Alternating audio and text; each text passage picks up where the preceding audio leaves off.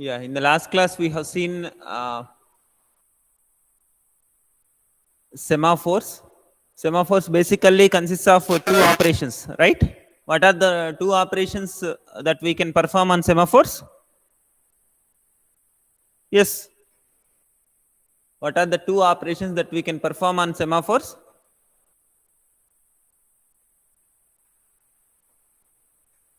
Yes, please respond, ma.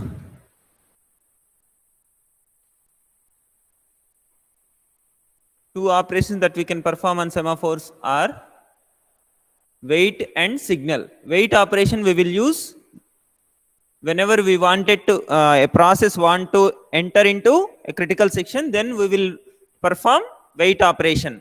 What is wait operation? In general, wait operation is decrementing the semaphore, but it will not decrement immediately. It will sense what is the value of semaphore. If it is greater than or equal greater than 0, then it could able to enter into critical section.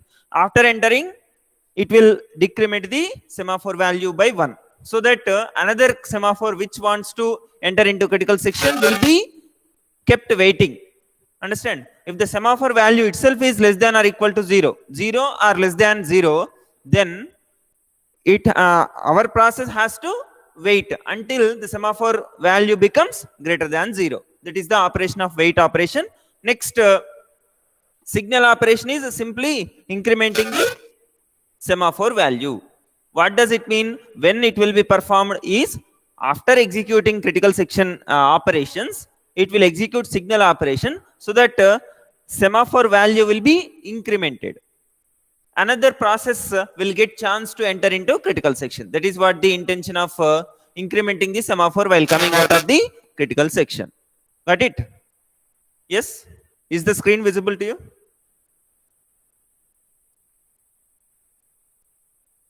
Yes?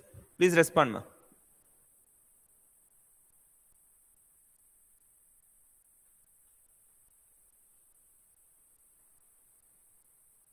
Yeah.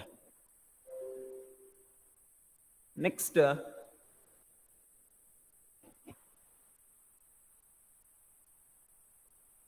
while implementing, we will make use of two operations called block and wake up operation. When we will use block is whenever one semaphore value is less than 0. Okay, less than 0. Instead of going to perform busy waiting, we will make the process to wait in the blocked state, so that it need not check semaphore value whether it is greater than 0, greater than 0, like that. It need not wait every time. That is the intention of this block operation. And whenever semaphore value becomes greater than 0, automatically it will be notified. That is through the call of wake up. Wake up call is to intimate this process which is waiting in the blocked queue. Understand? It is like doctor patient example which we have seen. Doctor's room can be occupied by one patient at a time. So whenever that particular patient is inside, outside patients will be checking every time. Okay, that is busy waiting. Instead of waiting like that, whenever he comes out, immediately one signal will be sent to waiting patient, so that one of the waiting patients will come in, will enter into doctor's room. That's what the block operation and wake up operation. Block is nothing but whenever one patient enters into doctor's room, immediately he will be kept in blocked state. Okay, other patients will be kept in blocked state. Whenever the patient comes out of the doctor's room, immediately signal will be given, that is wake up signal will be given, so that another patient can enter into doctor's room. The doctor's room itself, what? Critical section, which we are assuming. Yeah. Next, we have seen several problems which will occur because of the semaphore implementation here. Wait, suppose two processes are there, P0 and P1, and they wanted to access S and Q. Okay, these two are the two semaphores which are initialized to the value 1. P0 is performing wait on S. What does it mean? S value will be decremented. Next, wait on Q. What does it mean? Q value will be decremented. Next, after performing critical section, these 3 dots can be considered as critical section instructions. After critical section, it will give signal of yes. What does it mean? S will be incremented. So S value is being decremented first, then incremented. So S value will be restored to 1 again. Next, signal of Q. What does it mean? Again, Q value will be restored to 1. Understand? While entering, S value, Q value will be decremented. Those two will become 0. While coming out of the critical section, signal operation will be performed. Here, S and Q values will be restored to 1. Why? Because those two will be incremented. Next is coming to P1. Here we are having weight of Q, weight of S. Okay, weight of Q, weight of S. So Q value will be decremented, S value will be decremented. After entering into critical section, it will execute those operations. Then while coming out of the critical section, it will execute signal of Q, signal of S. That means again Q value, S value will be incremented. Those will be restored to 1. So if you execute P0 after P1 or P1 after P0, then there won't be any issue. Why? Because these two processes are able to complete its execution. But if they allow interleaved execution, that means first weight of S, try to understand this point clearly. Weight of S is executed by P0. So what does it mean? S value will be decremented. So S value is initialized to 1 and weight of S means S value becomes 0. Next, after the first instruction in the P0, it will come to P1. P1, what is the first instruction? Weight of Q. So Q value is also 1, that will become 0. Now S value is 0, Q value is also 0. Next, weight of Q. What does it mean? Q value will be decremented. But whenever Q value is greater than 0, then only Q value will be decremented. But what is the value of Q now? Q value is 0. So it will keep on waiting. That is, it will be kept in blocked state like that. Next, coming to P1, next instruction. What is the weight of S? What's the value of S? S value is 0. Whenever S value is greater than 0, then it will decrement. But S value is equal to 0. So it will be kept in busy waiting. So P0 is waiting for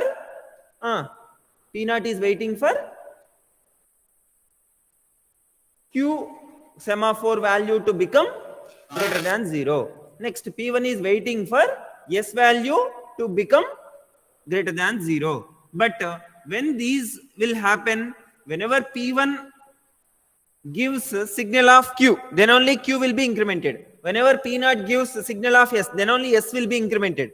But P0 could not able to enter into critical section. Why? Because Q is acquired by P1 and P1 could not able to enter into its critical section. Why? Because S is acquired by P0. This is like suppose you and your friend planned for some some trip. Let us say your friend is waiting in his home for you to pick. Next, you are waiting for your friend to pick. Okay, so it will be never ending process, right? That particular situation can be considered as deadlock. Deadlock in the sense some set of process we will be having 2 or more process. In general, the definition you can see 2 or more process are waiting indefinitely for an event that can be caused by only one of the waiting process. So like 2 friends, you are waiting and your friend is also waiting for each other, then it will be like deadlock. You can consider same thing with respect to 3 friends, 4 friends as well.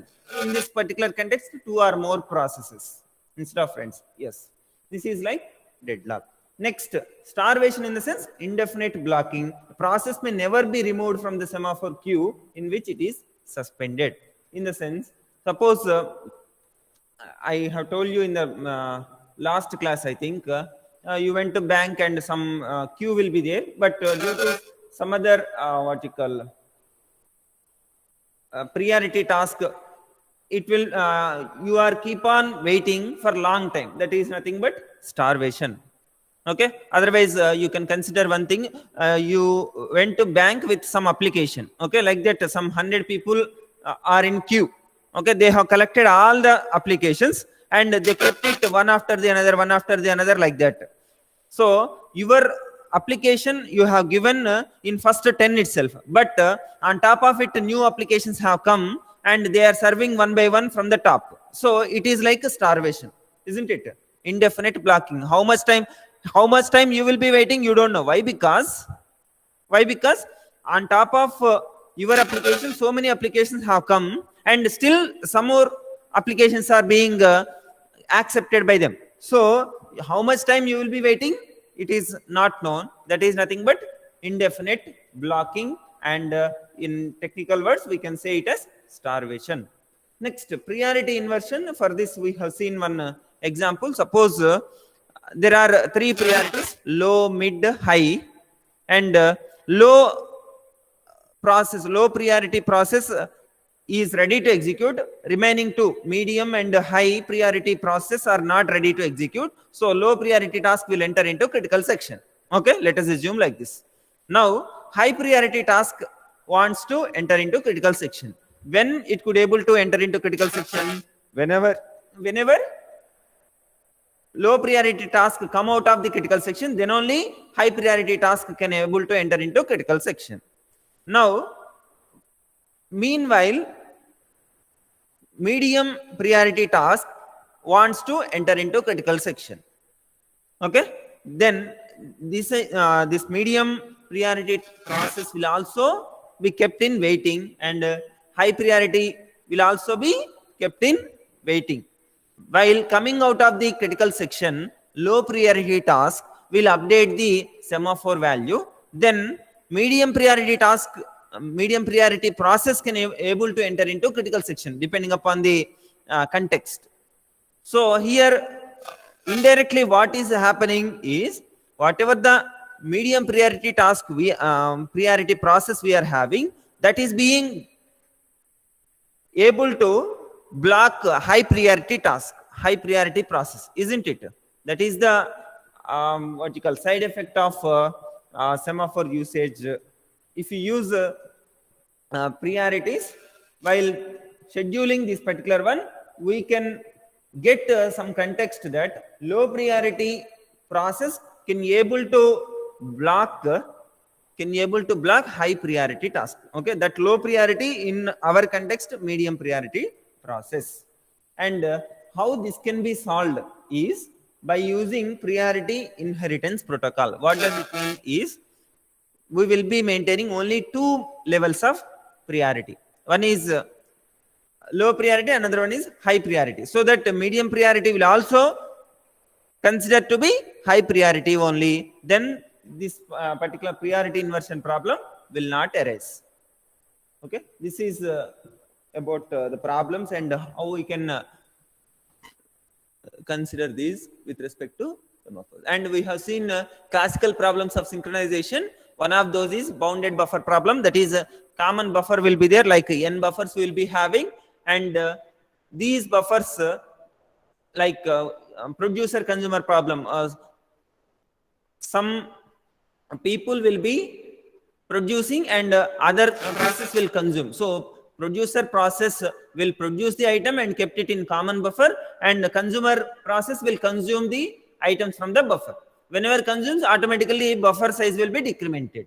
Now we are maintaining, in order to implement this bounded buffer problem by using semaphore, we will make use of three semaphores. One is mutex, which is a binary semaphore, full and empty, which are counting semaphores. Counting semaphore in the sense we will be having values other than we can have values from 0 to any value. Okay, there is no restriction. Of course, not even the minimum value is 0. We can have -1, -2 as well. So for counting semaphore, we don't have any restriction, whereas for binary semaphore, we are having the restriction that either 0 or 1 should be the value of binary semaphore. So now full will indicate how many buffers out of n buffers, how many buffers are filled, that is full. Next, coming to empty is the semaphore. Whenever we consider empty, then it will indicate how many buffers are empty. Initially no buffer is filled, so it is initialized with n. full is nothing but number of buffers filled. So initially the number of buffers filled will be 0. Next, this is the solution which we have seen with respect to producer process. Here producer is waiting for empty buffers. If it finds empty buffer, then it will execute mutual exclusion, that is wait on mutex variable, then it will add to the common buffer, that is shared area, then it will give signal and signal of full. What does it mean? Signal of full in the sense number of, as it has produced, producer has produced one item and kept it in buffer. So signal of full in the sense signal operation will increment the semaphore, right? So full value will be incremented. The number of buffers which are filled will be incremented by 1. That is the implementation of producer. Next, coming to the consumer. For consumer, there should exist at least one filled buffer, then only he could able to consume, isn't it? Yes or no? Yes, please respond, ma. Consumer will able to consume an item if it has produced. If at least one item has produced, then only he could able to consume. So he has to wait on which semaphore? He has to wait. He has to check which variable? Full variable. If a full is greater than 0, if a full is greater than 0, what does it mean? At least one buffer has filled. If the full value is 2 buffers has filled. If full value is 4 buffers has filled. If full value is 1 buffer has filled. That means one item has produced. So if a full is greater than 0, then it could able to consume. So wait we have to perform on which semaphore? Full. In the consumer process, we have to use wait on full, so that the full value will be checked. If it is greater than 0, then it will able to continue next further instruction instead of busy waiting. If it is less than 0, that means no item has produced so far, then it will wait there only. It will not come to the second instruction. Okay. Next, whenever full is greater than 0, then it will execute the second one, that is wait of mutex. That is these three, that is wait of mutex, wait of signal of mutex. These two are for ensuring mutual exclusion. That is at a time those buffers can be accessed by only one process. Next, while coming out of the critical section, that is after consuming an item, a consumer process has to give the signal that number of empty buffers has incremented, okay, has increased. Like signal of empty, in the sense empty value will be incremented. Remember one thing, wait means decrementing, signal means incrementing. So empty buffers will be incremented. Why? Because it has consumed one item, so automatically that buffer will be emptied. Okay, this is about bounded buffer problem. Next important problem is readers writers problem. Readers writers problem, it is similar to it seems to be similar to producer consumer problem, but there are some restrictions, like readers could able to read the data item. Okay, any reader, okay, any number of readers could able to read common data item. Okay, that is the one thing. Next, writers, only one writer could able to write at a time. Why? Because it is like you consider in the classroom we are having a board. Let us assume in the classroom we are having a board.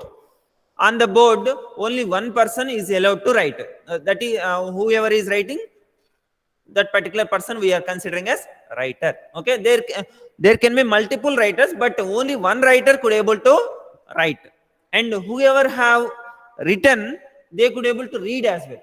Okay, so writers could able to read and write, whereas readers could able to read only. And how many readers are allowed to read? Any number of readers at a time. Please try to understand the difference between the previous one and this one. Readers could able to read. How many readers could able to read at a time? Any number of readers. That you keep in mind.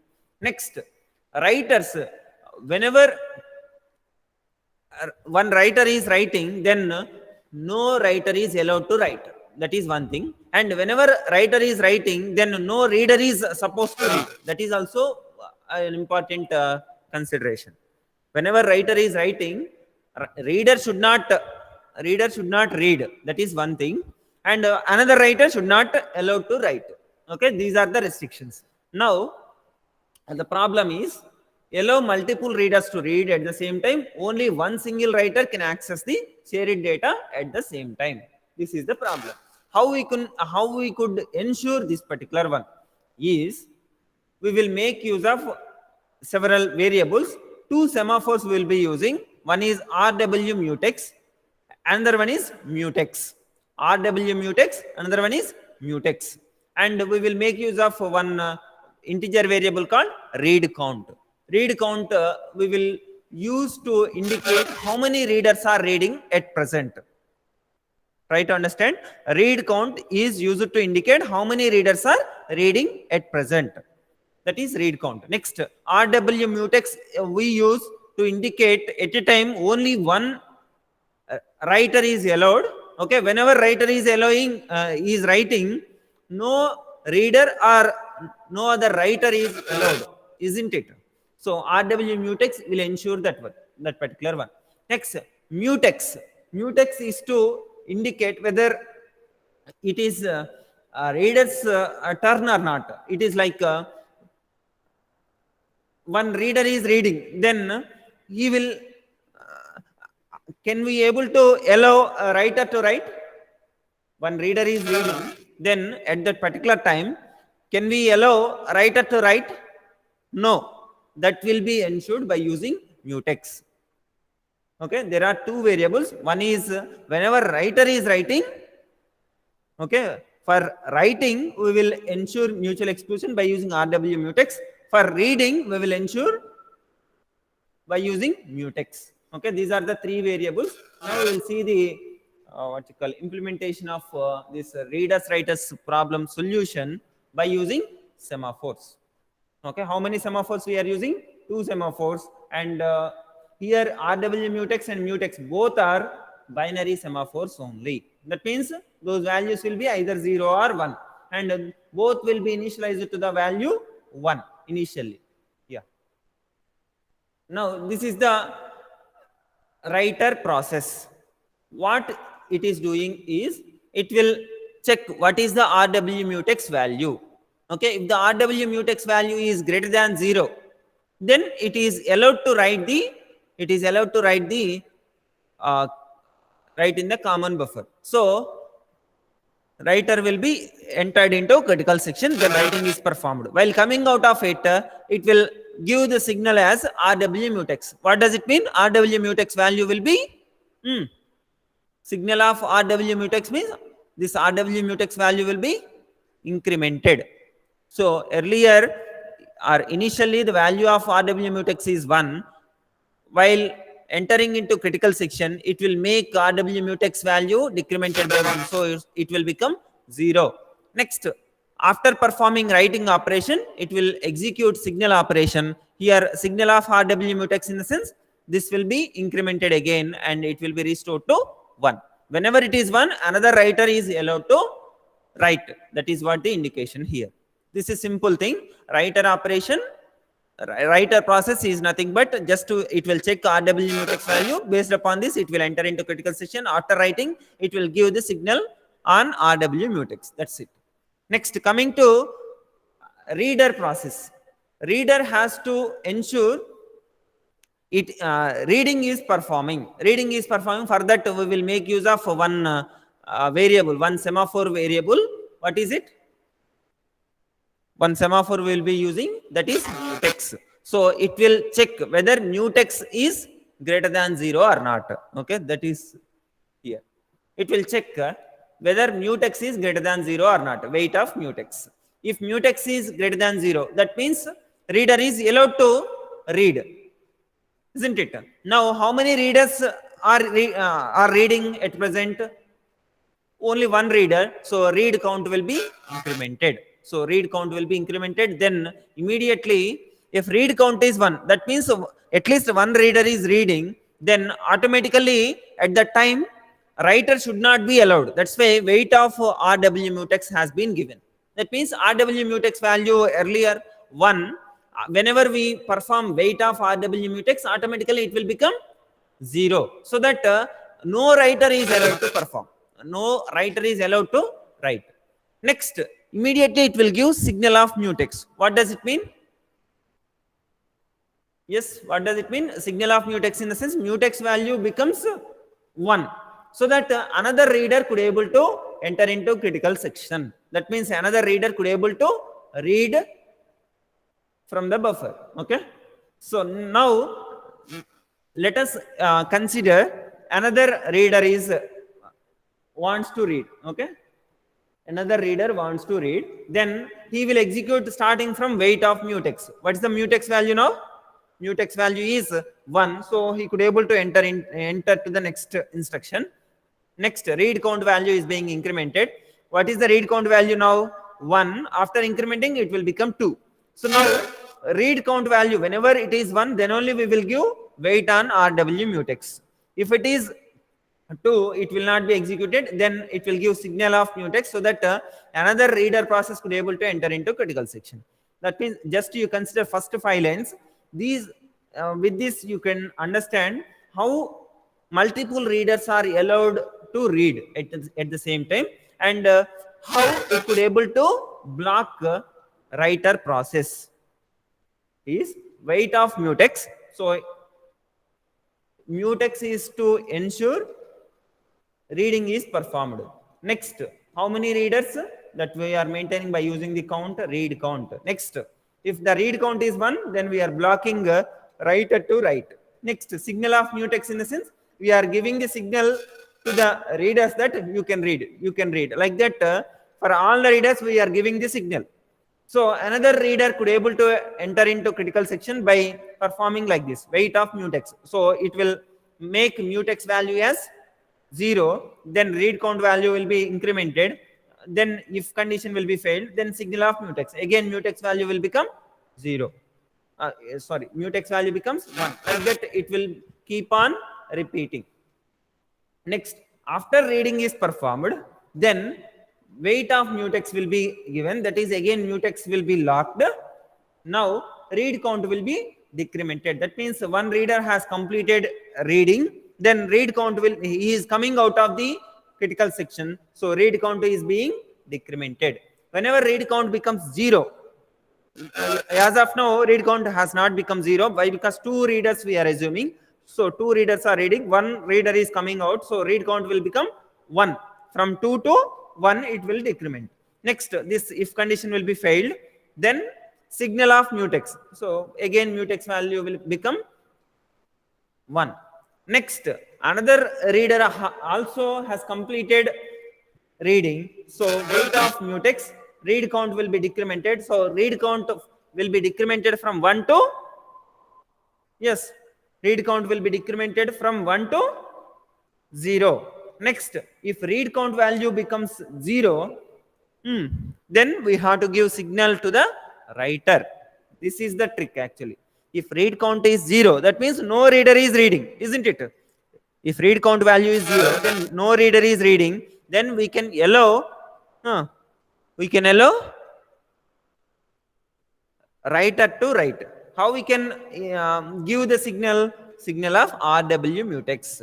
Just if you understand prior to this, whatever we have seen, that is RW mutex is to ensure only one writer is allowed to write. Next, mutex is to ensure only one reader could able to what you call while entering into critical section, this mutex value will be checked by reader. Okay, these two. Then third variable, it is an count variable which is used to indicate how many readers are presently reading. Okay, if you understand that, then these things will be clear to you.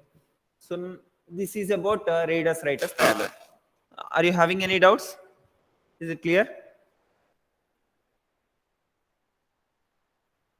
Yes.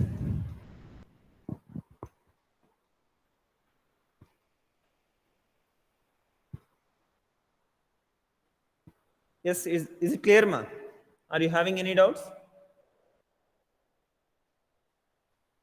Yes, please respond.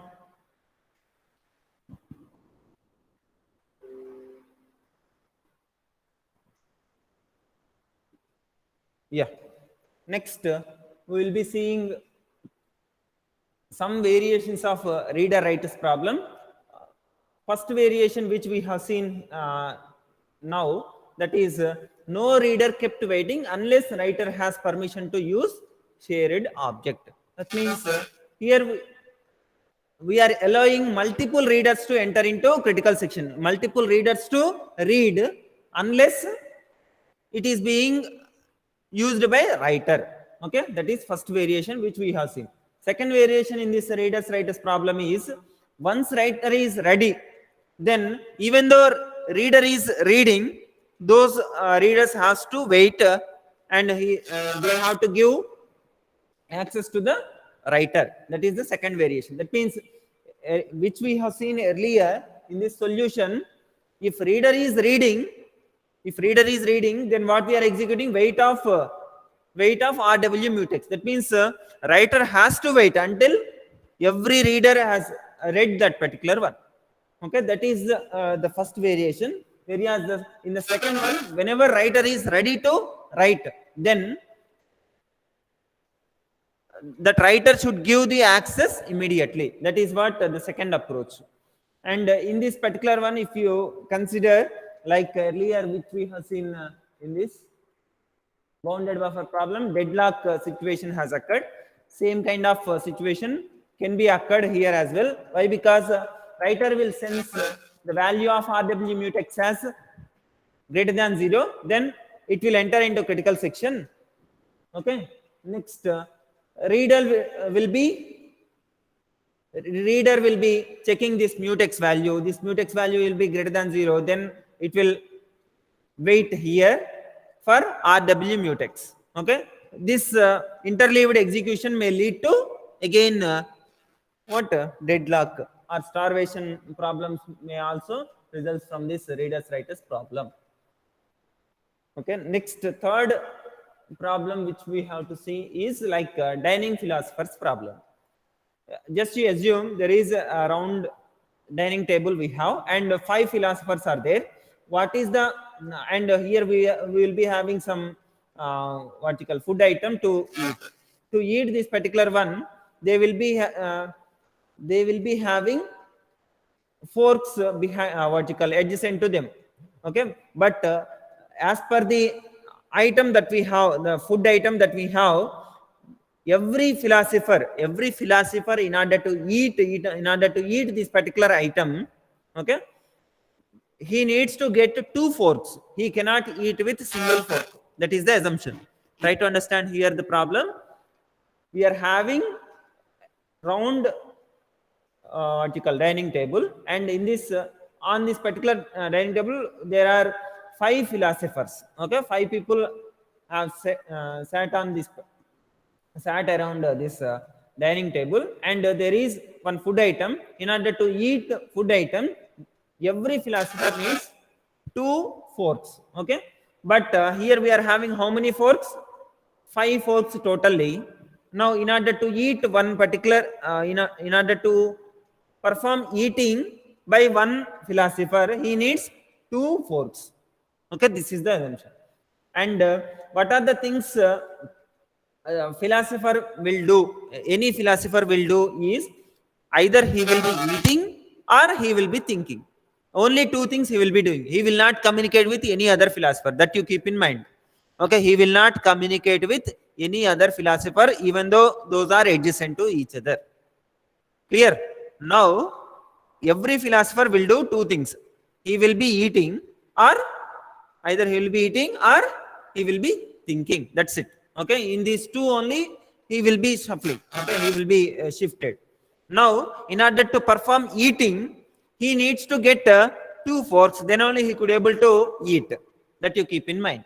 Now how this particular problem can be implemented? By using semaphores. That we will see now. Yeah, this is the problem. Philosophers spend their lives alternating thinking and eating. Don't interact with their neighbors. This is we have seen. Occasionally try to pick up 2 chopsticks, that means forks, to eat from bowl. Okay, need both to eat. Okay, they need 2 forks to eat and then release both when done. Okay, if they have completed eating, then they will release both the forks. Now we are having 5 philosophers around the table, and we are having bowl of rice in front of them. Next, we are having a semaphore. We are maintaining a semaphore chopstick of 5. That means how many semaphores we are using? 5 semaphores we are using. One is chopstick of 0, chopstick of 1, like that.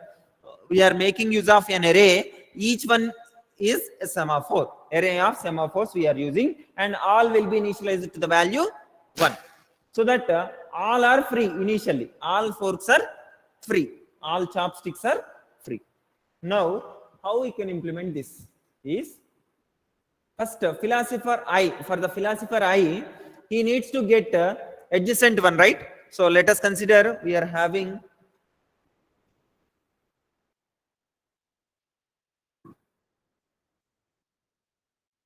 we are having 5 forks here, 5 chopsticks. This is one, let us say 1, 2, 3, 4, 5. Now, first philosopher will be adjacent to 1 and 5. Second philosopher will be adjacent, will be having chopsticks which are adjacent to him, that is 2 and 1. Next, third one, for the third one, 3 and 2. For the fourth one, 4 and 5. For the fifth one, 5 and 1, isn't it? For the fifth one, 4 and 5. For the third one, for the fourth one, 3 and 4, like that. Only 2 chopsticks will be adjacent to him. Now, those, in order to take those 2, first he will take, suppose the first philosopher is there, he will take first chopstick. Then he will try to get fifth one. Next, second philosopher is there, he will take second one, and he will try to get first one. Second one and first one, so that the second philosopher could able to eat. Similarly, in order to eat fourth philosopher, what chopsticks he has to get? Yes, please respond, ma. In order to eat, fourth philosopher to eat, what are the chopsticks he needs to get? Fourth philosopher. Fourth one and third one, isn't it? Fourth one and third one. So, same thing we will be using here. Now, chopstick of I, ith philosopher. So, here weight of chopstick of I. That means, first he will get, fourth philosopher means fourth chopstick he will be getting. Okay, he will try to get fourth chopstick. Whether it is free or not, he will check. If it is free, then he will take it. Next, he will try to get the next one which is adjacent to him. That is, for the first one, what is the other one? For the first philosopher, what is the second chopstick he needs to get? Number 5, isn't it? That is nothing but I plus 1. What is I value? Or you consider 1, 2, 3, 4 like this. Then first one he will get, then second one he has to get. For the second philosopher, second one and third one. Like that, it is like circular fashion. That's why we are using mod operator. So that for the fifth one, it will be like fifth one and first one. For the fourth one, it is like fourth one and fifth one. So it will, he has to get one chopstick, then he has to wait for another one.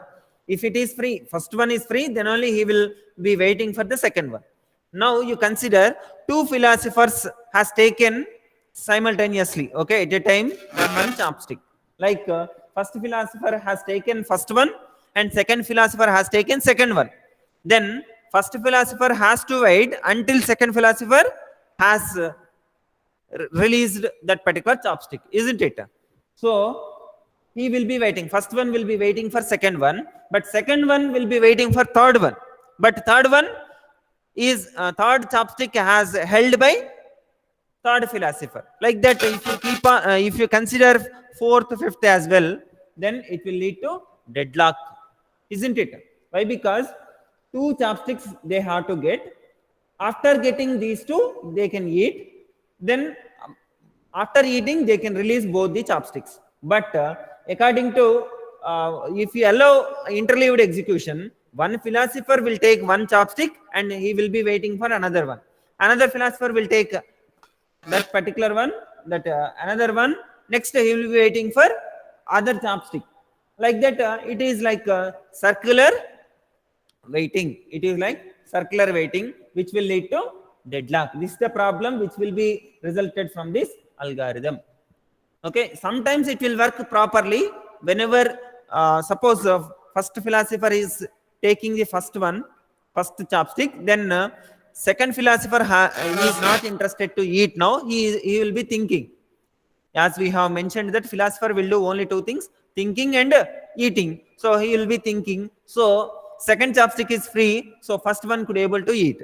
In that particular one, this solution will work. But there are some situations which where we will be getting deadlock by this implementation.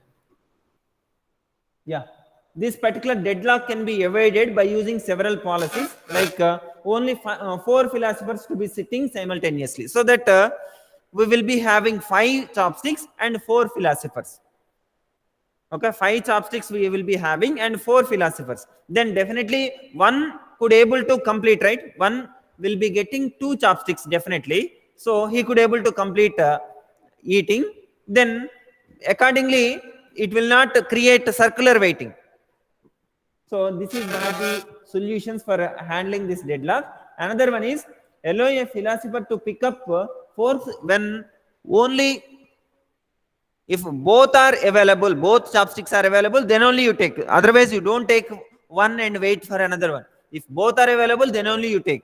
That is a second alternative. Third one is like this is a symmetric solution, like odd numbered philosopher will pick left chopstick, then right chopstick, and even numbered philosopher will pick the right chopstick first, then left chopstick next, so that we can avoid this deadlock. These are the 3 policies or 3 strategies that we can apply to ensure deadlock never occurred. Yeah. Next, we'll be seeing some problems which will be coming out of this semaphore implementation. It is like all the semaphores are used to ensure mutual exclusion. This process synchronization will be performed correctly, but due to what you call programmer mistake. Okay, yes, this is a software solution, right? So due to programmer mistake, suppose I wanted to create some process which will participate in process synchronization. Okay, another programmer will come with their own process, his own process. Like that, I will implement by using some what you call common variables. He will also implement by using some common variables. Those common variables we are saying as semaphores. Based upon this, that common variable value, common integer variable value, only process will be entered into critical section. But let us assume I am bad programmer, and what I will do is I will use signal of mutex first, then weight of mutex next. What is the operation of signal?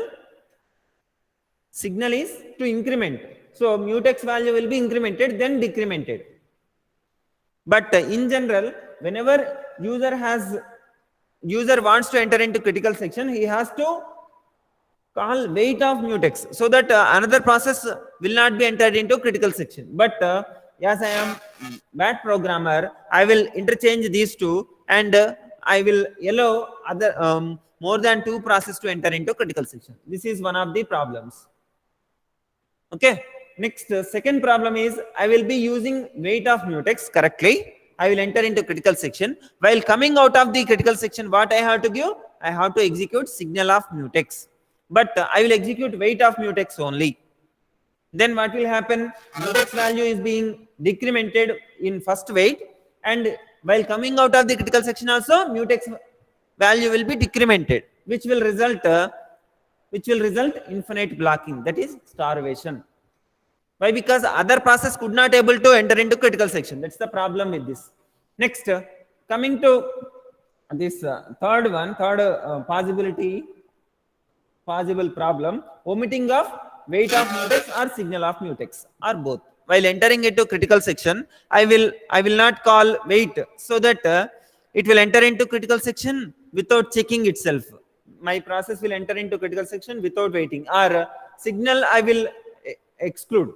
That means while coming out of the critical section, I will not change mutex value to 1 so that no other process could able to enter into critical section. These are the three possible problems, okay, and which will result a deadlock or starvation. Whenever we use what you call any of these may result either deadlock or starvation. These are the problems with semaphores. In order to address these problems, there exists another solution to perform to attain mutual exclusion, to what you call to perform process synchronization. We are having another solution. That solution is called monitors. Okay, what is meant by this monitor we'll be seeing in the next class on Saturday. Okay, and next Monday you will be having quiz 3. For that, up to Saturday, whatever I will complete, that portion will be there. Okay, if you have any doubts, you can ask me.